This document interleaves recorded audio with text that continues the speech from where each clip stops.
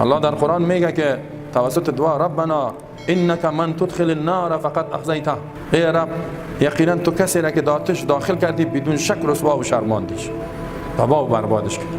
باز میفرماید که کدام مؤمن کامیاب است؟ فمن زحزح عن النار و ادخل الجنه فقط فاز، هر کسی که از آتش دور شد و ادخل الجنه و داخل شد در جنت فقط فاز، بدون شک اینی مؤمنین کامیاب شدن. و تو میگی که من میرم و قبولم کرد و توبه نمیکنی به الله، رجوع نمیکنی. ماه رمضان آمد هنوزم مو ظالمی که است و نمو عاصی و نمو مفسد و نمو فسادکار، هنوزم به مو حالت هستی. کسی که آتش رفت رسوا و برباد شد. کامیاب کسی است که آتش نجات پیدا کرد از جهنم، از آتش. همیان کل دنیا را برات بتن بگوین برات در روز آتش میپرتیم، درت میتیم، قبول میکنی کل دنیا را؟ یا بگوین 10 سال رئیس جمهور شو بعد از او بر 1 سال آتش میپرتیم، یا بر 10 روز، و یقینی بفهمی کارو میکنی.